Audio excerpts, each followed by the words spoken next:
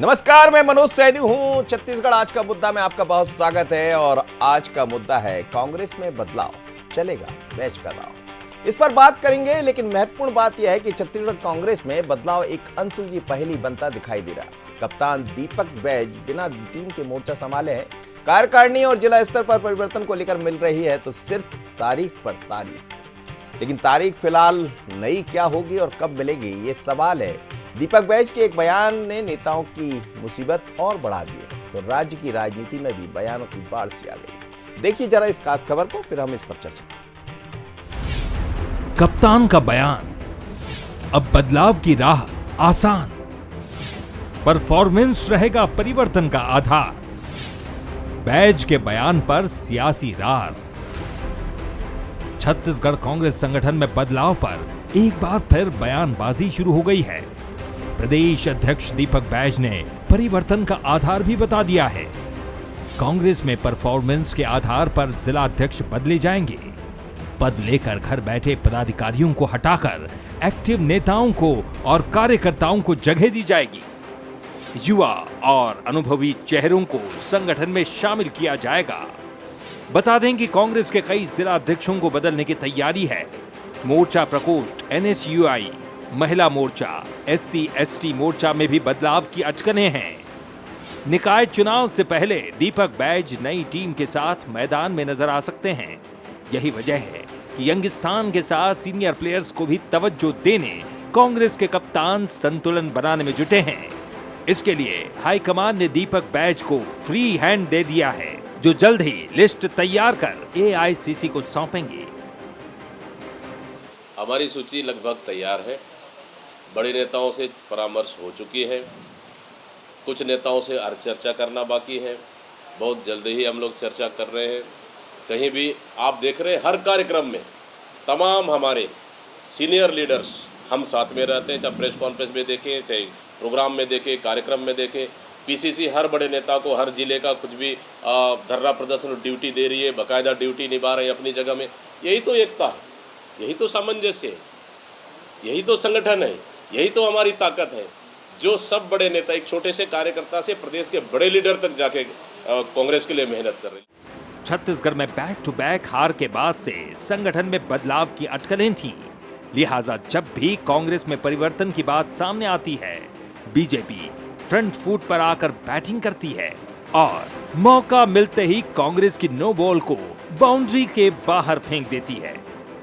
कांग्रेस आज लगभग मृत प्राय है और मुझे लगता है कि कांग्रेस की क्या लिस्ट बनेगी, क्या परिवर्तन होगा, इससे जनता को भी कोई मतलब नहीं है और भारतीय जनता पार्टी को भी कोई मतलब नहीं है। वो इसलिए कि जो जनता के लिए काम करे, संघर्ष करते रहे, उसके प्रति एक आकर्षण होता है। लेकिन कांग्रेस तमाम प्रकार के आकर्षण खो चुकी है। आपसी मतभेद सबके सामने है, किसी प्रकार का कोई विषय नहीं है। लेकिन आज मैं कह सकता हूँ कि छत्तीसगढ़ में कांग्रेस लगभग मृत प्राय है, नेताओं का अभाव है। देखिए, कांग्रेस की मामला है और कांग्रेस के बारे में क्या बोलूं। उनका चुनाव पद्धति ही अलग है। उनका पहले राष्ट्रीय अध्यक्ष बनता है, उसके बाद नीचे के लोग बनते हैं। हमारे यहाँ नीचे के लोग पहले बनते हैं, पहले बूथ अध्यक्ष, मंडल अध्यक्ष, जिला अध्यक्ष, प्रदेश अध्यक्ष, फिर राष्ट्रीय अध्यक्ष। तो उनकी चुनाव की प्रक्रिया और हमारे चुनाव की प्रक्रिया में बहुत फर्क है। कांग्रेस के अंदरूनी मसले पर बीजेपी का निशाना साधना जायज है, क्योंकि चुनाव के बीच कई बड़े नेता हाथ का साथ छोड़कर कमल का दामन थाम चुके हैं। अब उन खाली जगहों को भरने रायपुर से लेकर तो दिल्ली तक भगदड़ मची है। इसी बीच दीपक बैज ने परफॉर्मेंस को आधार बताकर दावेदारों की धड़कनें बढ़ा दी हैं। तो परफॉर्मेंस किसका बेहतर होगा? परफॉर्मेंस जिसका बेहतर होगा उसको जगह मिलेगी, दीपक बैज ऐसा कह रहे हैं। लेकिन आज जब वो बात कर रहे थे तो उनके चेहरे के भाव भी कुछ अलग थे, बड़े खुश नजर आ रहे थे। मतलब क्या ये माना जाए कि वास्तव में बदलाव की तैयारी? लेकिन इस पे हम बात करें उससे पहले वो 3 सुलगते सवाल देख लेते हैं जो आज इस चर्चा के नजदीक रहने वाले। क्या कांग्रेस में बदलाव के लिए बैज का दांव चलेगा? क्या कप्तान के बयान के बाद बदलाव की राह आसान हो गई? क्या युवाओं के साथ दिग्गजों को जिम्मेदारी देकर साध पाएंगे बैज? तो कांग्रेस के भीतर यह भी कहा जा रहा है कि कौन किसको कितना साधेगा, और यदि कांग्रेस एकजुट हो जाए तो हम और आप सब जानते हैं कि फिर कांग्रेस को तो कहा भी जाता है कि वो एक आंदोलन की पार्टी है, पर आंदोलन करने की जरूरत भी पड़ेगी।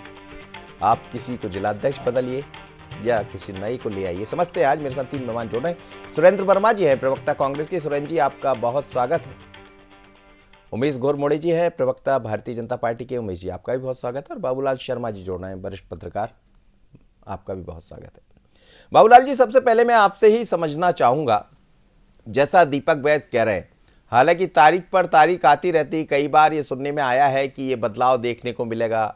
अब फिर कहा जा रहा है कि जिलाध्यक्ष बदले जाएंगे और ऐसे लोगों को मौका मिलेगा जिनका परफॉर्मेंस बहुत बेहतर हो। तो क्या अभी तक जो काम करने वाले लोग थे उनका परफॉर्मेंस अच्छा नहीं रहा? नहीं, ऐसा नहीं कहा जा सकता। देखिए, बदलाव और किसी भी प्रकार का जो संगठन में फेरबदल है, ये एक स्वाभाविक प्रक्रिया है। हर संगठन में ये बातें होते रहती हैं।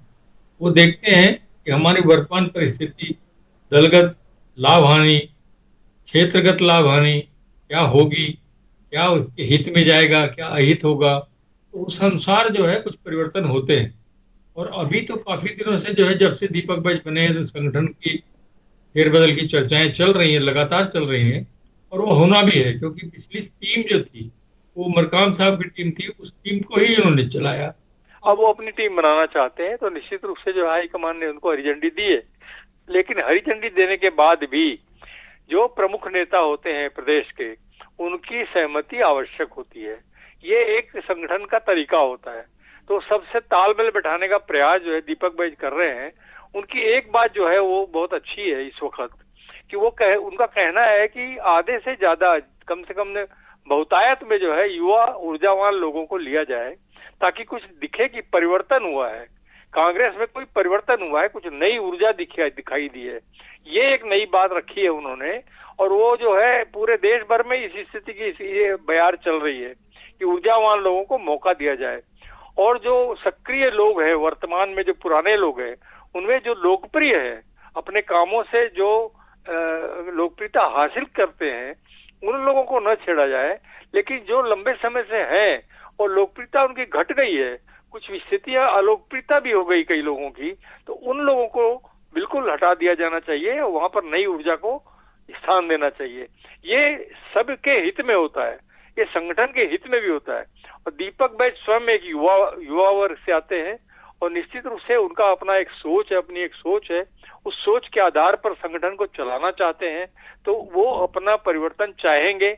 और अन्य नेता जो है, 5 जो दिग्गज नेता हमारे प्रदेश में हैं, जिनका कहा जाता है कि गुटबाजी है, गुट है, 5 गुट है, तो उनको साधने का प्रयास दीपक बैज बहुत ही सुचारू तरीके से बार बार बैठ के करके, बार बार सलाह मशवरा करके करते आ रहे हैं। और एक अच्छी बात देखने में जरूर आ रही है, जो कांग्रेस में बहुत कम देखने में आती है, कि सारे नेता हर बुलावे पर मौजूद रहते हैं, चर्चाओं में भाग लेते हैं, कोई नाराज होकर उठ के नहीं जा रहा है, चर्चाएं कर रहे हैं। मतलब कहीं न कहीं सकारात्मक दृष्टिकोण बन रहा है, मुझे जो ऐसा लगता है। जी बिल्कुल, और सकारात्मक दृष्टिकोण की जरूरत भी है कांग्रेस को। सुरेंद्र वर्मा जी, बदलाव की तारीख है क्या कुछ, या फिर और इंतजार करना पड़ेगा? क्यों कहा जाता पहले से, और किसी भी बदलाव में थोड़ा वक्त तो लगता है, ये मैं भी मानता हूं, लेकिन बदलाव कब तक दिख जाएगा? और दूसरी बात यह है, क्या बदलाव में जैसा कहा कि नए युवा लोगों को हम लेकर आने वाले हैं, तो पुरानों का क्या होगा?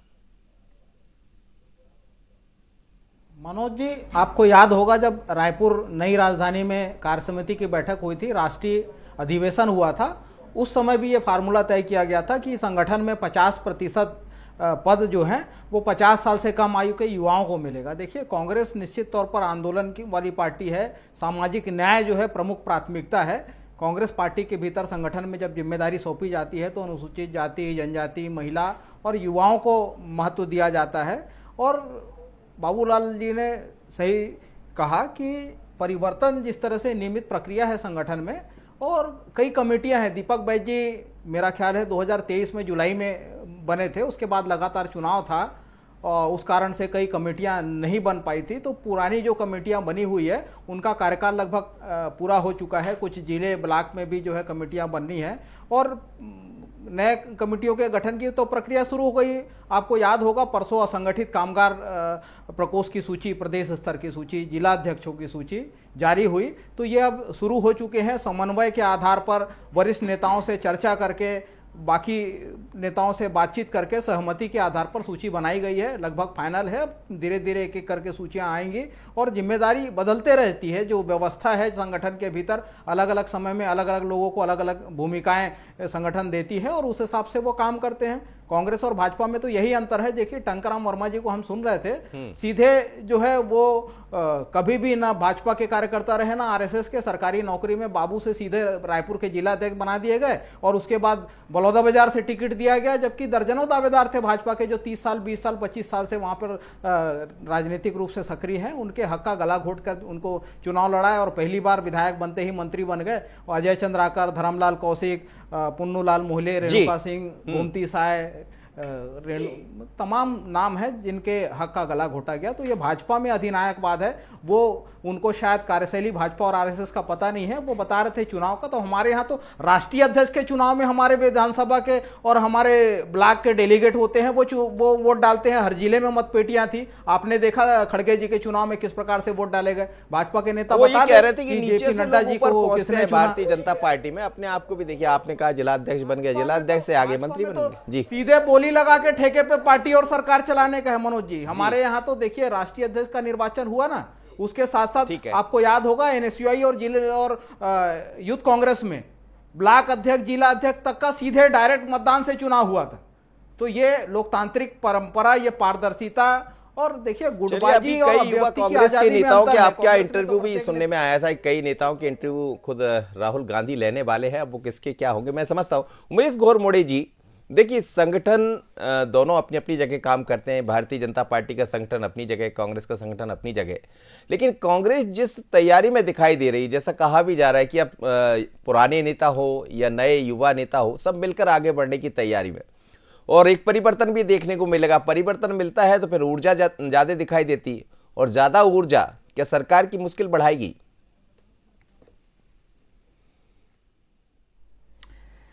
देखिए, पहले तो स्पष्ट तौर पे, सीधे तौर पे ये कांग्रेस का आंतरिक मामला है। संगठन स्तर पे तमाम परिवर्तन, संगठन के अंदर के निर्णय और उस निर्णय के आधार पर पार्टी के अंदर के निर्णय, और उसके आधार पर कांग्रेस पार्टी या किसी भी राजनीतिक दल के लोग अपने संगठन के निर्णय के आधार पर चलते हैं, आगे बढ़ते हैं, संघर्ष करते हैं, सत्ता में होते हैं, तो उस हिसाब से आगे चीजें चलती हैं।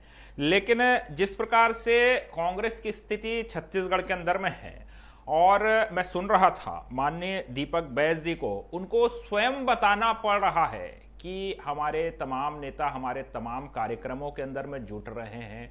एकजुटता पर जोर देकर के उनको बताना पड़ रहा है कि सारे नेता प्रदेश अध्यक्ष जी के साथ हैं। इसका मतलब आप समझ सकते हैं कि किसी संगठन के प्रदेश के अध्यक्ष को यह जोर देकर के बताना पड़े कि सारे लोग मेरे साथ हैं, मतलब दाल काली ही नहीं है, वो दाल जल चुकी है और कुछ ना कुछ गड़बड़ झाला अंदर चल रहा है। क्योंकि संगठन का मतलब ये होता है कि संगठन में नेता के साथ तमाम लोग जुड़ जाते हैं जी। और जिस प्रकार से परफॉर्मेंस के आधार पर कार्यकारिणी और जिला अध्यक्षों का चयन और उनको बदलने की तैयारी कांग्रेस के अंदर में चल रही है, और आप भी लगातार जिक्र कर रहे थे कि कप्तान परफॉर्मेंस के आधार पर परिवर्तन करेंगे, लेकिन मुझको ऐसा लगता है कि माननीय दीपक बैस जी ऐसे कप्तान हैं जो स्वयं परफॉर्म नहीं कर पा रहे हैं, चाहे विधानसभा चुनाव का विषय हो, चाहे लोकसभा चुनाव का विषय हो, लेकिन वो परफॉर्मेंस के आधार पर अपनी टीम जरूर बनाना चाह रहे हैं। तो मुझको तो कांग्रेस के उन तमाम कार्यकर्ताओं की, जिला ब्लॉक स्तर से लेकर के प्रदेश स्तर तक के तमाम नेताओं की चिंता है जो अपना अपना परफॉर्मेंस दिखाने में लगे हैं, और उन तब सब लोगों को पता है कि जो कप्तान है उसका परफॉर्मेंस विधानसभा से लेकर के लोकसभा के अंदर में क्या रहा है। वो स्वयं विधानसभा चुनाव के अंदर में भारतीय जनता पार्टी के पूर्व मंडल अध्यक्ष से करारी शिकस्त हासिल करते हैं, और आज यहां पर अगर वो परफॉर्मेंस की बात करेंगे तो मैं नहीं समझता कि कांग्रेस के ब्लॉक स्तर से लेकर के ऊपर तक के तमाम नेता उनको स्वीकार करेंगे क्या, एक बड़ा सवाल। लेकिन मैं फिर भी कहूंगा कि ये इनके अंदर का मामला है, और जिस प्रकार से भारतीय जनता पार्टी और तमाम विषयों के ऊपर टिप्पणी निकल करके आ रही थी, तो पहले कांग्रेस अपना घर संभाल ले कि कितने खेमे में वो बटी हुई है, और लगातार तमाम तरह के आरोप लगाने से पहले वो अपना खेमा, अपना घर, अपना गुट और अपनी एकजुटता को बचा ले, और उसके बाद भारतीय जनता पार्टी के ऊपर टीका टिप्पणी करे। मैं बहुत ज्यादा संगठन के विषय विषय में कांग्रेस के नहीं बोलना चाह रहा हूं। सुरेंद्र जी ने यहां पर टिप्पणी की, टीका टिप्पणी की, इसलिए मुझको बोलना पड़ा। इनके संगठन का अंदर का विषय है, वो करें, संघर्ष करें, अपनी टीम बनाएं, हमारी शुभकामना है। बहुत बढ़िया, अच्छी बात कही आपने कि शुभकामना भी आपने दे दी। बाबूलाल जी, जैसा आप कह रहे थे, आप इशारा भी कर रहे थे कि 5 बड़े चेहरे जो पुराने चेहरे रहे, जिनका जिक्र हम करें, चाहे बघेल साहब हो या सिंह साहब हो, ऐसे तमाम लोग हैं। लेकिन बड़ा विषय ये भी है, क्या ये एक चुनौती भी होगी दीपक बैच के भीतर कि सबको लेकर चलना? आप ये तो कह रहे हैं कि वो लेकर चलना चाहते हैं, जिस तरह की चीजें दिखाई दे रही, क्या एक चुनौती है और उसी के कारण थोड़ी देरी हो रही कि अब सूची आएगी?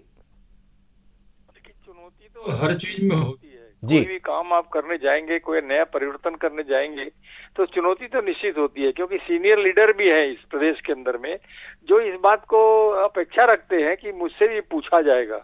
वो इतने सीनियर लीडर हैं, पूर्व मुख्यमंत्री हैं, पूर्व उप मुख्यमंत्री हैं, तो ये मायने तो पड़ता है। और फिर चरणदास महंत जैसे पुराने लोग, बघेल, भूपेश बघेल जी है, टीएस बाबा साहब है, ताम्रध्वज है, 4 नाम तो पहले से चल रहे हैं। 5वां नाम जो है वो दीपक बैच का, जो खुद का संगठन उनको बनाना है, तो चुनौतियां तो हैं। लेकिन देखिए कुछ लोग जो है जी, चलिए मैं वापस लौटूंगा, उनसे पूरी बात उनका करूंगा जैसे ये उनसे जुड़ता है। सुरेंद्र वर्मा जी, कुछ सवाल उमेश घोरमड़े साहब के भी थे, लेकिन मैं यही कह रहा हूं कि ये भी चुनौती तो रहेगा आपके भीतर। आपसे भी ये मेरा सवाल है कि जब वरिष्ठ नेताओं को एडजस्ट करना होता है और वरिष्ठ नेताओं से ही जो नई पीढ़ी जिसका आप जिक्र कर रहे हैं, स्वाभाविक है पीढ़ी परिवर्तन होता है, कांग्रेस के भीतर भी दिखाई दे रहा है। अब राहुल गांधी अगुवाई कर रहे हैं, उसकी ये बात अलग है कि राष्ट्रीय अध्यक्ष आपके खड़गे साहब है, तो क्या वही चीजें यहां भी है, इसलिए देरी हो रही कि लोगों को साधना, पुराने लोगों के साथ चर्चा करना, ये भी एक वजह है? सुरेंद्र जी, देख रहे हैं कि लगातार जो है पिछले 9 महीने में जो साय सरकार है, भारतीय जनता पार्टी के कुशासन के खिलाफ जो है पूरा कांग्रेस संगठन एकजुट है। लगातार जो है जितने कार्यक्रम हो रहे हैं, चाहे विधानसभा घेराव का हो, धरना प्रदर्शन हो या पत्रकार वार्ता, सारे के सारे नेता एकजुट होकर एक साथ उपस्थित हो रहे हैं। भारतीय जनता पार्टी को इसी बात से घबराहट है। देखिए, गुटबाजी तो भाजपा के भीतर है। अभी 2 दिन पहले का वीडियो आप सोशल मीडिया में देख लीजिए। सबसे ज़्यादा बार जीतने वाले विधायक बृजमोहन अग्रवाल जी, सदस्यता अभियान के लिए, दीप प्रज्वलन के लिए उनको बुलाया गया था, वो मोमबत्ती के लेके खड़े थे। वो वीडियो वायरल है, देख लीजिएगा, सोशल मीडिया में चल रहे हैं, भाजपा के लोग ही शेयर कर रहे हैं। तो उसको वहाँ दीप प्रज्वलन तक का अवसर नहीं मिला। धरमलाल कौशिक, छत्तीसगढ़ को बने तो 24 साल हो गए ना मनोज जी। जी नेता प्रतिपक्ष पहले धरमलाल ऐसे हैं जिनको 2.5 साल बाद जो है 2.5 साल में ही दिल्ली बुला लिया गया और हाथ पकड़ के इस्तीफा लिखवा लिए। यही विष्णुदेव साय जी जो मुख्यमंत्री हैं, आज विश्व आदिवासी दिवस के दिन कार्यकाल पूरा होने से पहले बेइज्जत करके निकाला गया। तो ठेके पे सरकार और संगठन चलाने का जो रिकॉर्ड है, इतिहास है, वो तो भाजपा और आरएसएस का है। इनके नेता देखिए, विजय बघेल दुर्ग के सांसद हैं, भिलाई डीपीएस का जो मामला है उसके खिलाफ उनके बयान आए। भाजपा और आरएसएस के तमाम लोगों ने महिला बाल विकास मंत्री को ज्ञापन दिया। क्या हुआ आज तक? कांग्रेस के आंदोलन के बाद 2 महीने बाद एफआईआर लिखी गई। दोंदे कला के भाजपा के कार्यकर्ता संतोष सेन आत्महत्या करने मजबूर हुए। तमाम नेता, मंत्री, विधायकों को शिकायत की। उसका जो आत्महत्या का जो सुसाइड नोट है वो तक ये छुपा के बैठे। कल की घटना है, तिल्दा नेवरा के 2 भाजपा कार्यकर्ताओं को, रेत माफिया जो तस्कर हैं, शराब के कोचिए, रेत माफिया, ये भाजपा के कार्यकर्ताओं को मारपीट कर रहे हैं और इनकी शिकायतें इन्हीं के संगठन के लोग, इनके सरकार के लोग नहीं सुन पा रहे हैं। तो ये अधिनायकवाद भाजपा में है। कांग्रेस में तो आंतरिक लोकतंत्र है। जो भी संगठन में जिम्मेदारी मिल रही है, जो कार्यकारिणी बन रही है, सभी की सहभागिता से, सभी के समन्वय से जो पुनर्गठन का कार्यक्रम चल रहा है, उसमें दीपक बैच जी सभी, उन्होंने स्वयं कहा अपने बयान में कि सभी नेताओं की सहमति ली जा रही है। तो यह अधिनायकवाद है भाजपा में, यह मूल अंतर है कांग्रेस और भाजपा का। जी, उमेश घोरमड़े जी, सवाल तो ये भी है कि हम जिस तरह कांग्रेस ने एकजुटता तो दिखाई है, देखिए यदि देवेंद्र का मसला आता है तो सचिन पायलट वहां से आ जाते हैं। बाकी कई ऐसे मसले जिसमें हमने देखा कि कांग्रेस एकजुटता एक मंच पर नजर आ रही है। आप भले आरोप लगाते रहें और जैसा सुरेंद्र वर्मा भी कह रहे हैं कि हम एकजुटता के साथ आगे बढ़ रहे हैं, फिर कहां भारतीय जनता पार्टी को दिखाई नहीं देता, या यही चिंता है? देखिए, पहले आदरणीय शैलजा जी के नेतृत्व में, भूपेश बघेल जी के नेतृत्व में पूरी कांग्रेस छत्तीसगढ़ में फेल हो गई है। फिर माननीय सचिन पायलट जी के नेतृत्व में लोकसभा चुनाव के अंदर में पूरी कांग्रेस फेल हो गई।